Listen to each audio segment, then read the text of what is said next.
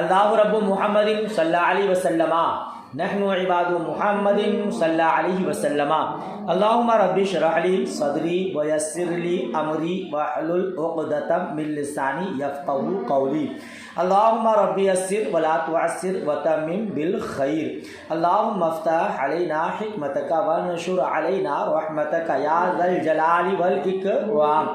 بسم اللہ الرحمن الرحیم۔ کوئی محترمہ عبارت خوانی کیجیے۔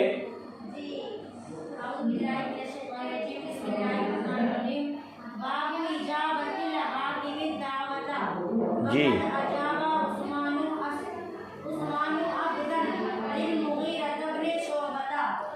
للمغیر جی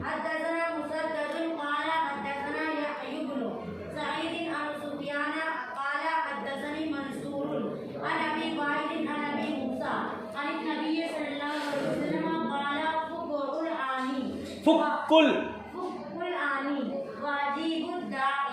جی فکل آنیہ و عجیب الداعیہ، رک جائیں گے تو داعی۔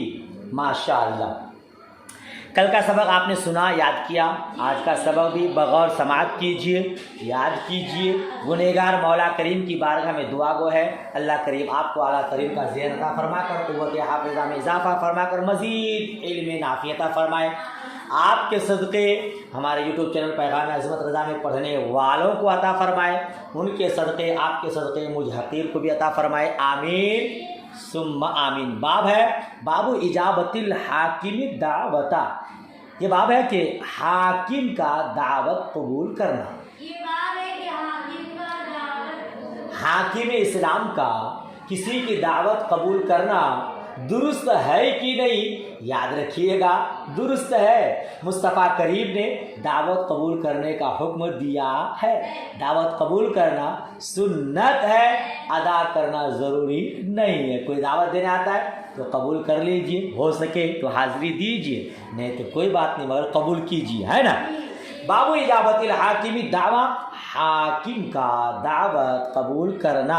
وقد اجاب عثمان عبد للمغیرہ بن شعبہ، اور حضرت عثمان غنی رضی اللہ تعالی عنہ نے مغیرہ بن شعبہ کی غلام کی دعوت قبول فرمایا۔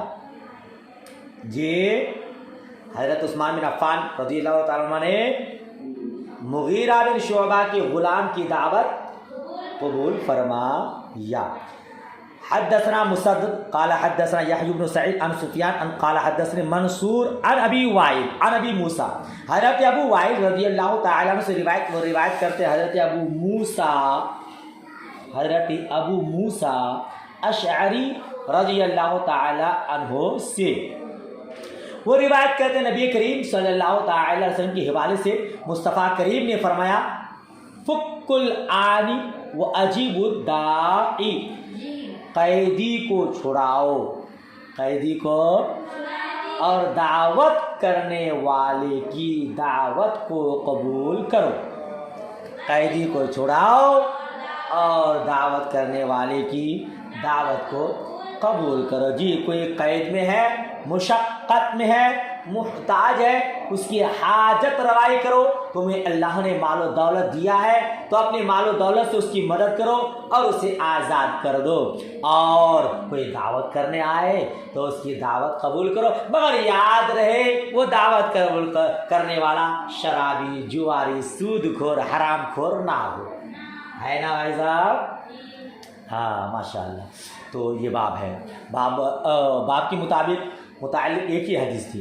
اگلا باب دیکھیے، باب ہدای العمال، ہدای العمال، عمال کے تحفے کے بارے میں۔ عامل کی جمع ہے عمال، عاملوں کے تحفے کے بارے میں یہ باب ہے۔ عاملوں کے تحفے تحائف کے بارے میں حدیث دیکھی۔ عامل کو اگر کوئی تحفہ اپنی جانب سے دیتا ہے تو قبول کر سکتا ہے، لے سکتا ہے، لیکن اگر اسے بحیثیت عامل دیا ہے تو پھر وہ اس کا خود کا ذاتی مال نہیں ہے، بلکہ وہ جس کام کے لیے وہ عامل بنایا گیا ہے وہ اسی میں جمع کرنا ہے. مان لیجیے میں مسجد کا امام صاحب ہوں, اب کوئی لا کے مجھ کو تحفہ دیا, مسجد میں ممبر میں خطاب کر رہا ہوں, تو وہ مسجد کا ہے.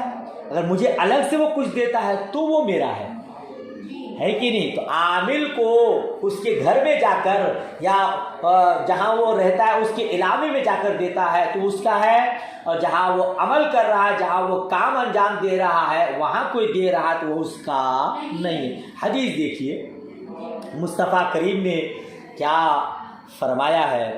حضرت عروہ رضی اللہ تعالی عنہ سے روایت, قال اخبرنا ابو حمید الساعدی, مجھے خبر دی, ہمیں خبر دی ابو حمید ساعدی نے. ابو حمید ساعدی, ابو حمید کنیت ہے, نام بر سطور میں لکھا اسمو عبد الرحمن. کیا نام تھا اس کا؟ عبد الرحمن. قال استعمل النبی صلی اللہ تعالی وسلم رجلا من بنی اسد یا اسد, ہے نا, کہ نبی کریم صلی اللہ تعالی وسلم نے ایک آدمی کو صدقات پر عامل مقرر فرمایا. نبی کریم صلی اللہ تعالی وسلم نے ایک آدمی کو صدقات پر عامل مقرر فرمایا. اصل میں عبارت آگے تک جائے گی, یقال له ابن العتیبیہ علی صدقۃ, یہاں تک ہے. یہ بیچ میں یقال له ابن العتیبہ جملہ معترضہ کے طور پر ہے. سلیس ترجمہ کیا ہوگا؟ نبی کریم صلی اللہ تعالی علیہ وسلم نے ایک آدمی کو صدقات پر عامل مقرر فرمایا. وہ آدمی کہاں کا تھا؟ بنی اسد, بنی اسد کا. کس کا؟ بنی اسد کا تھا, اور اس کو ابن عتیبہ کہا جاتا تھا. یقال له ابن لطیبہ لکھا ہے نا, مگر کنارے میں لکھا ہے, دیکھیے حاشیہ لگایا اس پہ, ان کو ابن عتیبہ کہا جاتا تھا. گویا بنی اسد کے ایک آدمی جن کا نام ابن عتیبہ تھا, ان کو صدقات کے مال پر عامل مقرر فرمایا. فلما قدم قال ھذا لکم وھذا اہدی لی, وھذا, جب وہ واپس آیا تو کہا کہ یہ آپ کا مال ہے اور یہ مجھے تحفہ دیا گیا ہے. یہ آپ کا مال ہے اور یہ مجھے تحفہ دیا گیا ہے, ہدیہ دیا گیا ہے. فقال النبی صلی اللہ تعالی وسلم علی المنبر, تو نبی کریم صلی اللہ تعالی وسلم منبر شریف پر کھڑے ہوئے.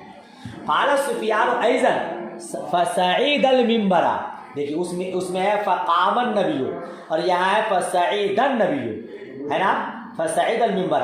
حضرت سفیان نے یہ بھی کہا ہے کہ آپ منبر شریف پر جلوہ افروز ہوئے, منبر شریف پر جلوہ افروز ہوئے.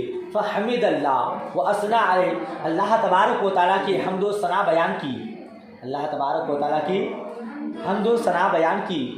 پھر اس کے بعد آپ نے فرمایا, ثم قال, پھر آپ نے فرمایا, ما بال العامل نبعثه فیأتی فیقول ھذا لک وھذا لی.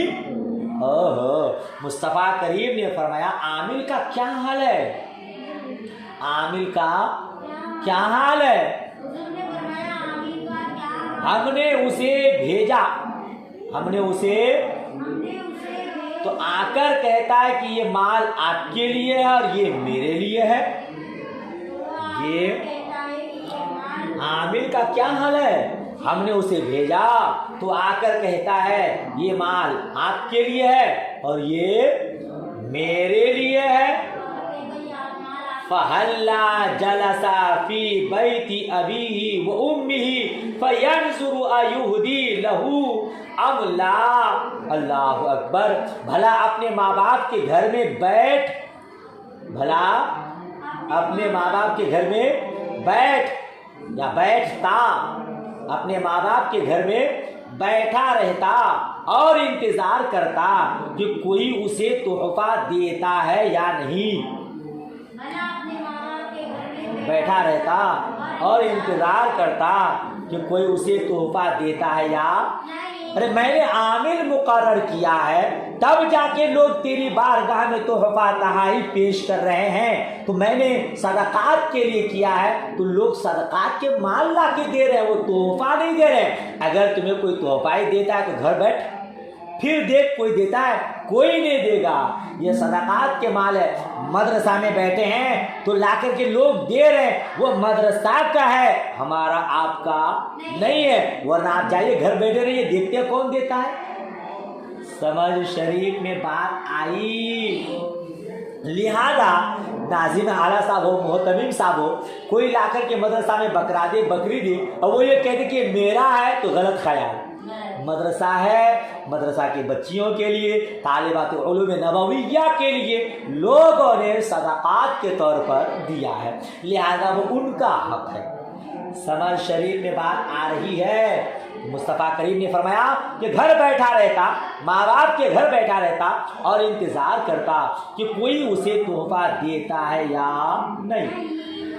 والذی نفسی بیدہ لا یأتی بشیء الا جاء به یوم القیامۃ یحملہ علی رقبتی ان کان بعیرا له رغاء او بقرۃ لها خوار او شاۃ تیعر. اللہ اکبر کبیرہ. مصطفیٰ کریم نے فرمایا اگر کسی نے والذی نفسی بیدی, قسم اس ذات کی جس کے قبضے قدرت میں میری جان ہے, میری جان کسی بات کو پختہ کرنے کے لیے مصطفیٰ کریم اس طرح فرمایا کرتے تھے, قسم اس ذات کی جس کے قبضے قدرت میں میری جان ہے, اگر کسی نے کوئی چیز رکھی, اگر کسی نے کوئی چیز رکھی تو وہ قیامت کے روز اسے اپنی گردن پر اٹھائے ہوئے اللہ کی بارگاہ میں حاضر ہوگا. اللہ اگر کسی نے کوئی چیز رکھی تو وہ قیامت کے دن اسے اپنی گردن پر اٹھائے ہوئے اللہ کی بارگاہ میں حاضر ہوگا. ان کان بعیرا لہ رغاء, اگر وہ اونٹ ہوا تو بل بلا رہا ہوگا. اگر اونٹ ہوا تو بل بلا رہا ہوگا. اونٹ کیسے بولتا ہے؟ کل قیامت کے دن اگر اس دنیا میں کسی نے کسی اونٹ کو رکھ لیا, حالانکہ وہ صدقات کے طور پر تھا, مگر عامل نے رکھ لیا, تو وہ گردن پر اٹھائے ہوئے اللہ کی بارگاہ میں حاضر ہوگا اور وہ اونٹ بل بلا رہا ہوگا, آواز دے رہا ہوگا. او بقرۃ لها خوار, گائے ہے تو ڈکرا رہی ہوگی, گائے ہے تو ڈکرا رہی ہوگی, یعنی گائے جس طرح آواز دیتی ہے اسی طرح آواز دے رہی ہوگی. اور بکری ہے تو ممیاتی ہوگی. کیسے بکری بولتی ہے؟ بولے تو تھوڑا سا. ارے واہ, ایسا لگ رہا ہے کہ آپ لوگ بکری ماشاء اللہ, ہاں اسی طرح آواز دے رہی ہوگی. مصطفیٰ کریم فرماتے ہیں صدقات کے طور پر اونٹ آیا ہو یا گائے آئی ہو یا بکری آئی ہو, عامل نے رکھ لیا ہو تو قیامت کے دن اسی حال میں رب کی بارگاہ میں پیش ہوگا. کتنا بڑا عذاب ہے. اللہ پاک ہم سب کو نیک ہدایت فرمائے. تو یہاں اونٹ بکری گائے کا تذکرہ ہے تو یہ مطلب نہیں خالی یہی ہے, مطلب یہ کہ اگر 1 روپیہ بھی, 1 پیسہ بھی, 1 آنا بھی غلط لے لیا تو اس کا حساب اللہ کی بارگاہ میں دینا پڑے گا. ثم رفع یدیہ حتی رأینا افرتئی ابتیہ الا هل بلغت ثلاثا. پھر مصطفیٰ کریم نے, پھر آپ صلی اللہ تعالی علیہ وسلم نے دستے مبارک بلند فرمایا, اپنے دستہ متبرکہ کو بلند فرمایا, یہاں تک کہ ہم نے بغلوں کی سفیدی دیکھی, اور 3 مرتبہ فرمایا، اور 3 مرتبہ فرمایا۔ کیا 3 مرتبہ فرمایا؟ حل بلغت ثلاثاً، کیا میں نے خدا کا حکم پہنچا دیا؟ کیا میں نے خدا کا؟ مصطفیٰ کریم نے اپنے ہاتھوں کو آسمان کی طرف بلند کیا، یہاں تک کہ بغل کی سفیدی دکھائی دی، اور صحابہ کرام سے فرمایا کیا میں نے میرے رب کا حکم تم تک پہنچا دیا؟ اگر پہنچا دیا ہے تو اس پر عمل کرنا۔ سمجھ شریف میں بات آئی؟ اچھا، تو آگے کیا فرماتے ہیں؟ قال سفیان قصہ علینا الزہری، حضرت سفیان کا بیان ہے کہ امام زہری نے ہم سے یہ واقعہ بیان کیا۔ حضرت سفیان کا بیان ہے کہ امام زہری نے ہم پر یہ قصہ، یہ واقعہ بیان کیا۔ وزاد ہشام عن ابیہ عن ابی حمید قال سمع اذنایا وابصرته عینی، اور حضرت ہشام نے اتنا زیادہ کیا، اور حضرت ہشام نے اتنا زیادہ کیا، ان کے والد حضرت ابو حمید نے کہا کہ میرے کانوں نے سنا اور آنکھوں نے دیکھا، سنا اور میرے آنکھوں نے اس کو دیکھا۔ وَسَلُوا زَيْدَ بْنَ ثَابِتٍ فَإِنَّهُ سَمِعَهُ مَعِي وَلَمْ يَقُلِ الزُّهْرِيُّ سَمِعَ أُذْنِي۔ اور حضرت زید بن ثابت سے پوچھ لو، حضرت زید بن ثابت سے، کیونکہ انہوں نے بھی اسے میرے ساتھ سنا تھا، پوچھ لو انہوں نے بھی اسے میرے ساتھ سنا تھا۔ وَلَمْ يَقُلِ الزُّهْرِيُّ، اور زہری سے یہ منقول نہیں کہ میرے کانوں نے سنا، یعنی امام زہری نے یہ نہیں کہا کہ میرے کانوں نے سنا۔ ہاں، ان کے حضرت ہشام نے کہا اپنے باپ کے حوالے سے اور ابو حمید کے حوالے سے کہ میرے کانوں نے سنا، میرے آنکھوں نے اس کو دیکھا۔ وَالْجُوَارُ مِنْ تَجَأَرُونَ كَصَوْتِ الْبَقَرِ، خوار، آواز ڈکرانا، یہ خوار صوت، خوار کس کو کہتے ہیں؟ آواز کو، ڈکرانے کو۔ والجوار من تجاؤنا، اور جوار یہ تجاؤنا سے ہے، یعنی گائے جیسی آواز، گائے جیسی کا صوت البقرہ۔ لغت بتا رہے ہیں کہ خوار کا معنی آواز ہے، اور جوار کا معنی ایک تجاؤنا سے نکلا ہے، جس کا معنی ہے بقرہ کی آواز کی طرح، گائے کی آواز کی طرح۔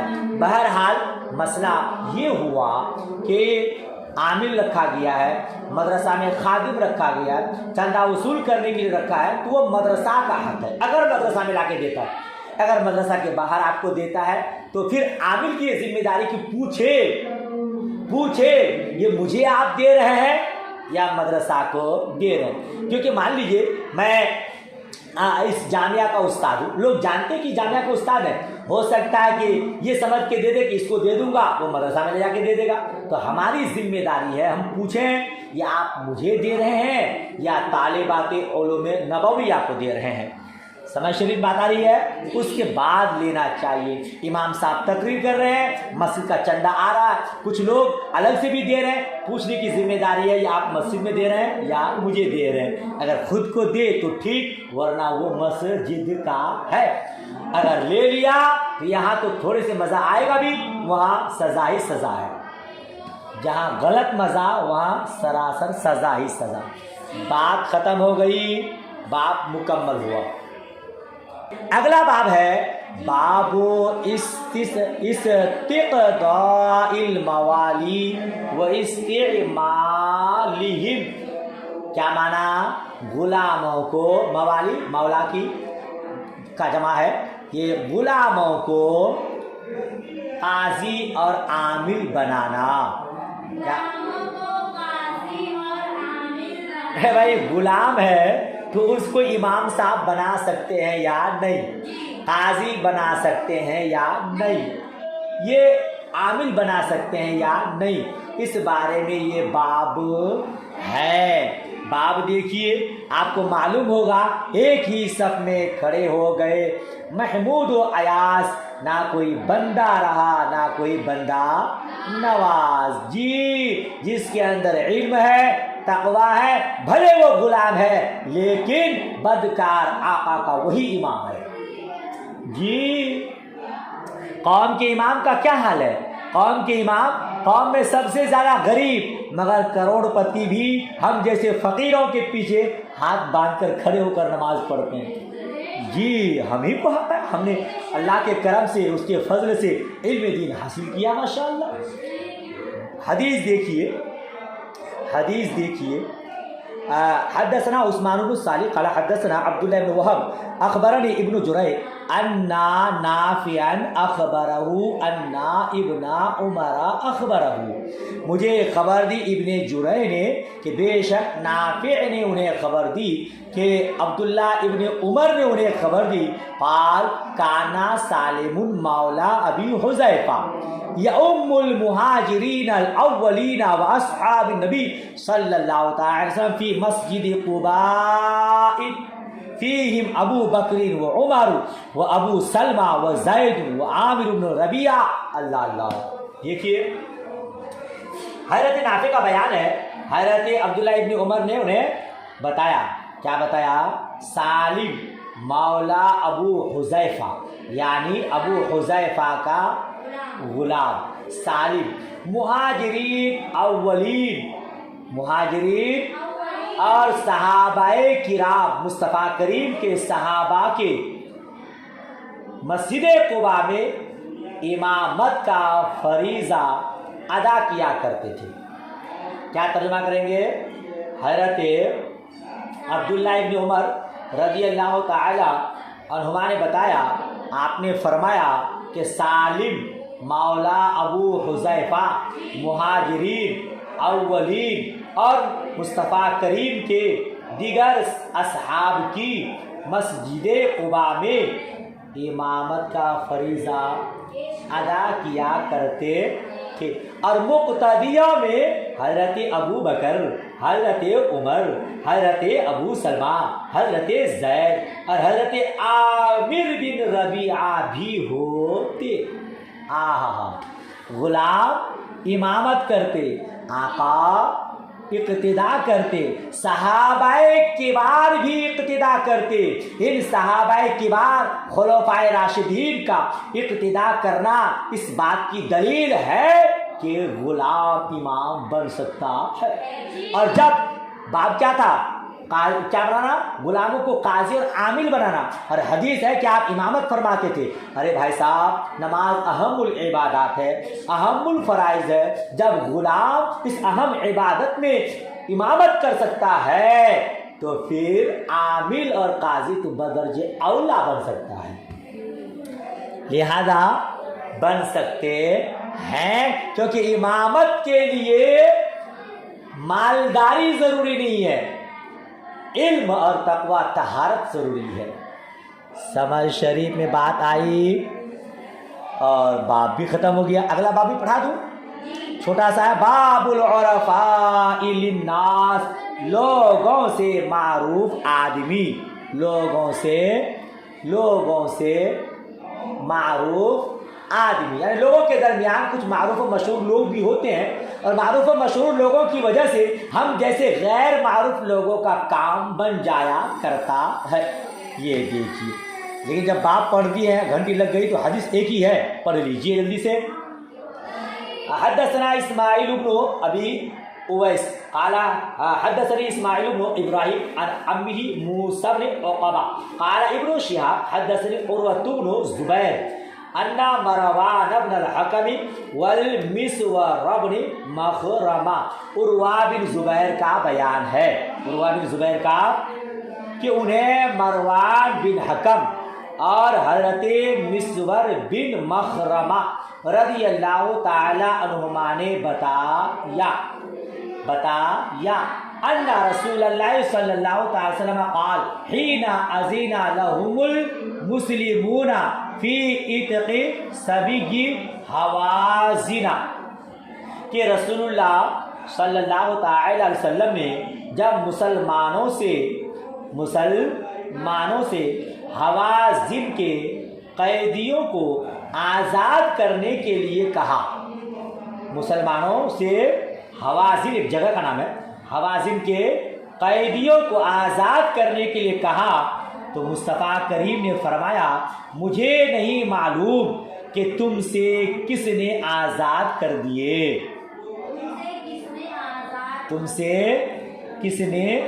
تم لوگوں میں سے کس نے آزاد کیا یہ ہمیں نہیں معلوم، ٹھیک ہے، اور کس نے آزاد نہیں کی اور کس نے آزاد نہیں کیے ہیں، ٹھیک ہے۔ فرجعوا حتى يرفع إلينا عرفاؤكم امركم، اس حصے کو باب سے مناسبت ہے، تو تم جاؤ اور ہمارے پاس اپنے معروف مشہور لوگوں کو بھیجو، اور ہمارے پاس اپنے معروف مشہور لوگوں کو بھیجو جو تم سے بخوبی واقف ہو، جو تم سے بخوبی واقف ہو۔ ارے بھائی آج بھی اگر ہمیں پاسپورٹ بنوانا ہو یا کچھ اور کام کروانا ہو تو ہم کو گواہ لے جانا پڑتا ہے، قوم کہ آپ ایسے آدمی کو لائیے جو آپ کو جانتا ہے، اس کی دستخط دینی پڑتی ہے، سمجھ شریف بات آ رہی ہے؟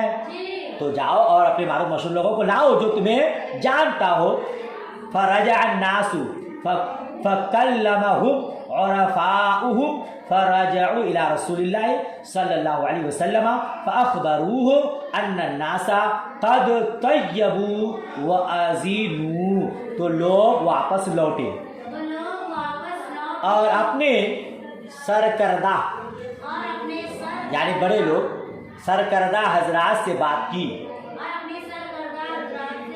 وہی معروف لوگوں سے مشہور لوگوں سے بات، تو وہ حضرات رسول پاک صلی اللہ تعالی علیہ وسلم کی خدمت میں حاضر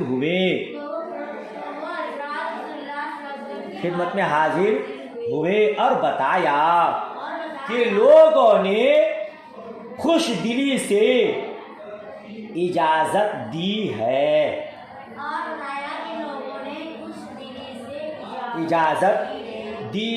باب تھا لوگوں سے معروف آدمی، کچھ لوگوں میں بھی مشہور و معروف ہوتے ہیں، آج کوئی چندہ کرنے والا آتا ہے تو شہر کے جو قاضی ہیں، شہر کے جو بڑے عالم ہیں، مفتی ہیں، مشہور ہیں، ان سے تصدیق کرانی ہوتی ہے، پھر جا کے محلہ میں علاقے میں چندہ ہوتا ہے، تو معروف لوگ کچھ ہوتے ہیں، ان کے ذریعے دوسرے کے کام بنتے ہیں، ایسا کرنا درست ہے۔ چلیے ماشاءاللہ گھنٹی لگ چکی ہے، دعائیں خیر میں یاد رکھیے، اللہ حافظ، خدا حافظ۔